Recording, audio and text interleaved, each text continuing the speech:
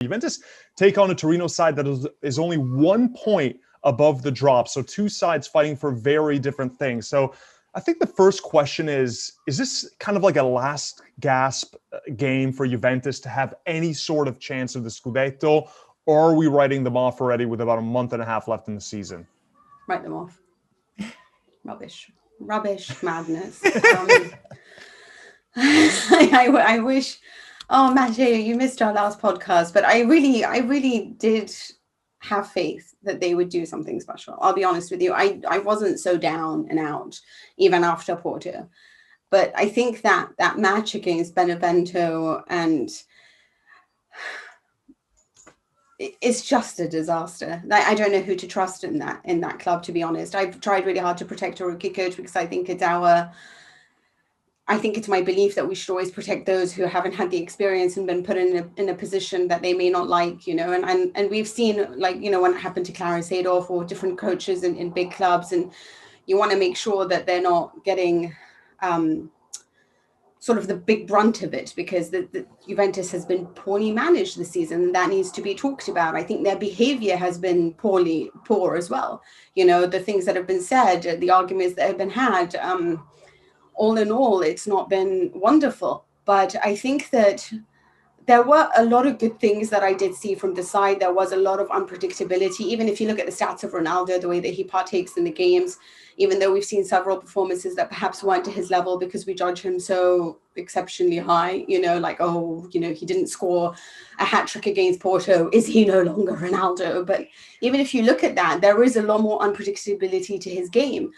And yet, this is the side that I feel like sometimes can be a sycophantic ode to like Guardiola's football. At other times, I think, oh, wow, look, we are trying to be a little bit more like Allegri and pragmatic in the situation.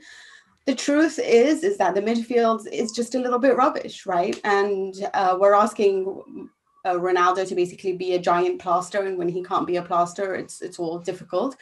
And it worries me that there is Torino, because when you look at the reverse fixture, that was a tough game.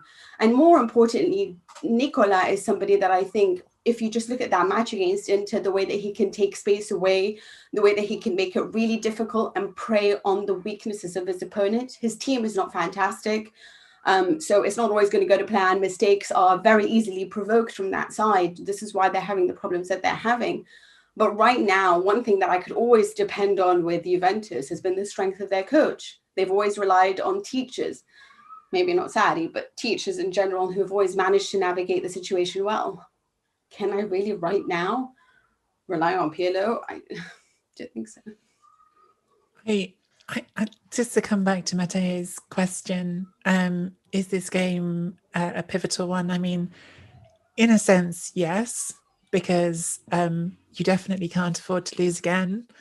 But the question we're now starting to ask, or at least I'm starting to ask in my head, is if Juventus win every game from here to the end of the season, every game, is even that going to be enough? Because it's 10 points now in 10 games. That's the gap. You've lost your game in hand. So it's literally, you need Inter to drop 10 points for a start, which... You're banking on the title. Well, the question Matteo asked was about the title. Whether or not we should be talking about that, yeah, that's a fact. It's a fair point, Mina. This team probably needs to be looking behind itself much more than in front. I'm scared we're not going to make top four.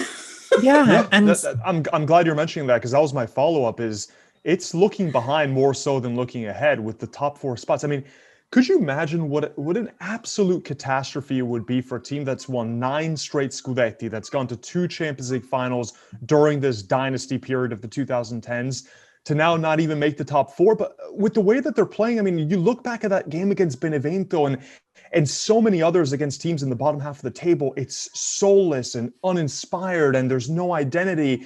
And ironically, we've been rightfully so criticizing the midfield, which has been their weakness. This is kind of, everyone can agree on that in this nature of fans disagreeing about everything. Everyone can agree the Juve midfield is a problem. And you look at the Champions League game, it was Rodrigo Bentancur and a terrible mistake that allowed Porto to have a chance and end up scoring a goal.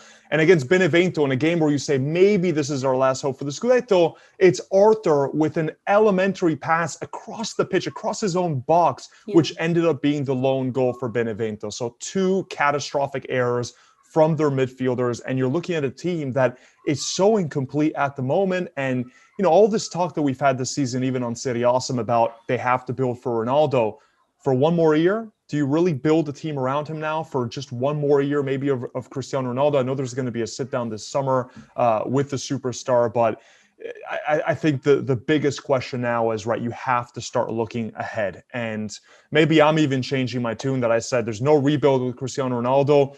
This feels like a rebuild now, because I don't even know what this team is. You have a manager that's learning on the job. There's so many questions that need to be answered. And then there's Paulo Dybala, who's back in training for this game against Torino. I had forgotten completely about his name. When I heard the name, I was like, oh yeah, he's still a Juventus player. Paulo Dybala, who 5 years ago was one of maybe the top 3 best Serie A players. So what is going to go on now with Paulo Dybala? Because last season. Sorry, Nicky? He was MVP last season. You're saying 3 seasons ago, he was officially, I didn't necessarily share the verdict, but he was the league's MVP last season. Nicky, you're after my own heart. Anyway.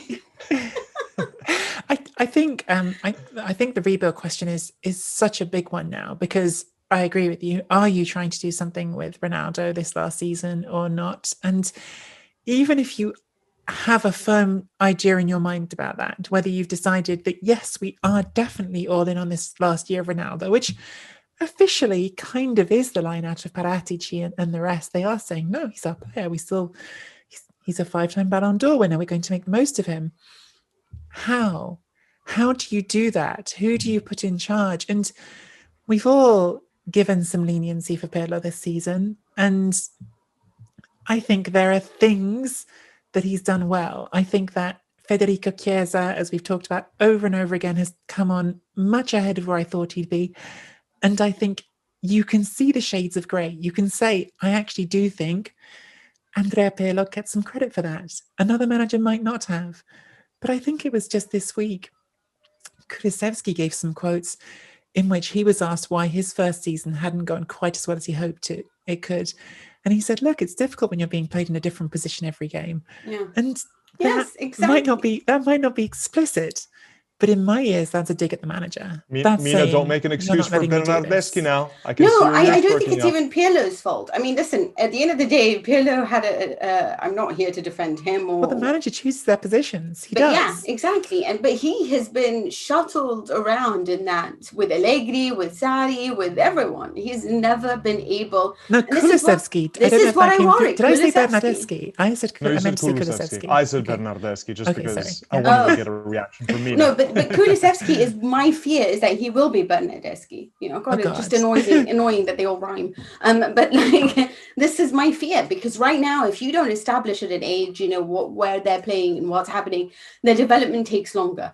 And that doesn't mean that you could be. But you just look at Bernardeschi. He does all the simple things correctly for the national team. He understands his role. Everything just runs so much smoother when he's wearing the blue shirt of Italy.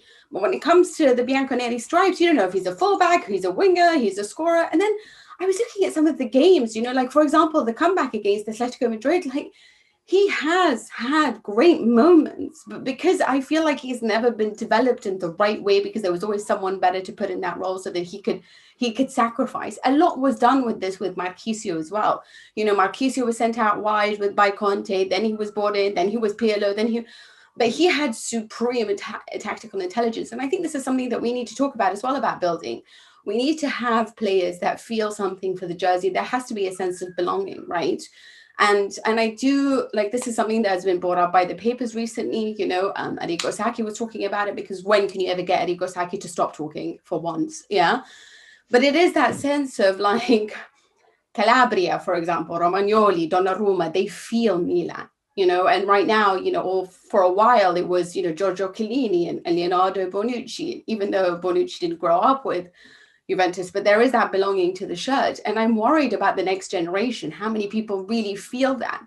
And then I look at the transfer rumors, And I don't mind this team being pragmatic. I don't mind relying on Ronaldo, and then they get themselves, Sergio Aguero, because he's reaching that age of being over the hill, and we can also bring him in, because that's what Juventus do so well. But as long as the coach in charge is putting the players above his philosophy, I do not like philosophy coaches. If you are having a pragmatic team made up of great individuals, you need to decide. I mean, one of the reasons why Milan struggled at management is because Gazidis had an idea, Maldini had an idea, Boban had, it's different ideas. Once it all came together and they started to get on board, that's when they started to produce. And that was largely unified by a pragmatic man. So I think this is the direction going forward.